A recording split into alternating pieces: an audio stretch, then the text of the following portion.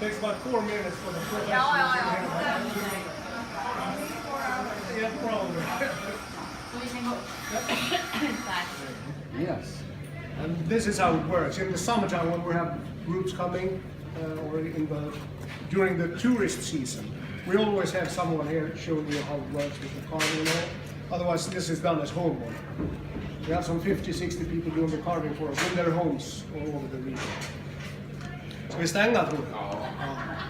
Det stämmer ju. But I don't know, should I take the whole story? Starting in the 14th century? Yes, I think so. 3-4 hours or so? No. But we'll have shares for you. No, we don't really know much. Not much has been documented around the wooden horse and the Dala. But we know the oldest horse found and dated comes from 1550. It's been around for a long time. Not even Russa was here when it started. But it was not decorated, not painted until around 1830. That's when the Dala was born. But since way back they've been making horses like toys for children to play with. But then we have a tradition with kurbits painting. I don't know if you've heard about it, but they used to decorate grandfather clocks, walls, cupboards, anything with these flower paintings of kurbits. And a talented kurbits painter lived in a village between Mora and Ushai, up in Risa. Stiko Erik Hansson, he was the first decorator to paint on wooden horses. Still for household use, so it was not a commercial production, but they made them for kids. Wood lumberjacks working in the forest in the winter carved horses when they didn't have anything to do in the evening, and brought them home, got them painted, gave them to the kids as toys to play. But then the more commercial production started around 1900. And this plant here was founded in 1928 by two brothers, Nils and Jannes Olsson. They were 13 and 15 years old when they started the company in the family's baking shed 200 meters down the road here. So when the mother wasn't baking bread, and they were making horses. And what these brothers did that wasn't done before is that they got themselves a bandsaw.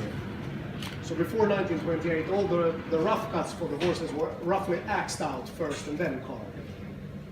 But now, when Nils and Jannes got a bandsaw, the production increased dramatically. Much faster to make a horse in the bandsaw than with an axe, of course.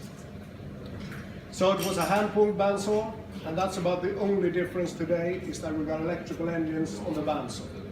And they used to, when they got some money into the company, get some kids from the Nusnäs school to pull the bandsaw for them for a couple of öre an hour. And the kids today, they play video games. They don't want to pull any bandsaw, so we got electrical engines.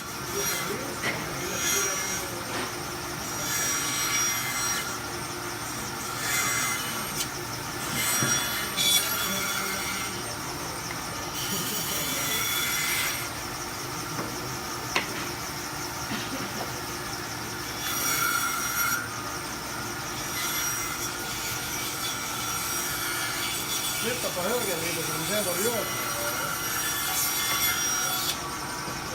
Sätta fram den bara. Mira is starting to paint. I'm going to paint in a minute. It's gonna be beautiful. I know. Yours is gonna be fabulous. We're all gonna do great. Yes. Well, I'm attempting to paint one of these horses. It's a lot more difficult than it looks. At least it's watercolor, so every school child has had some experience with that, no matter how far in the past. First we put the white, then we're going to layer on the other colors, just like this particular example. 6 minutes. So let's focus 6 minutes in 30 seconds. You do 6 minutes. I'm taking photos. And here is my finished horse. If you can't find me, I'll be working here from now on.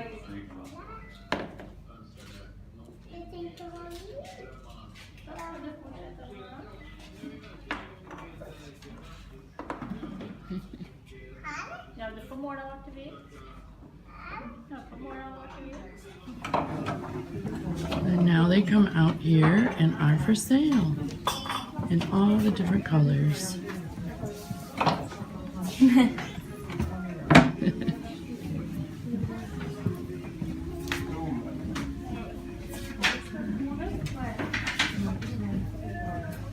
Famous Dala horse. There's about 8 crowns to the US dollar. So 8 goes into 31, 3.5 times or whatever. So this guy, here's my hand so you can see. This guy would be about 35 bucks. Did I do the math right? I don't know.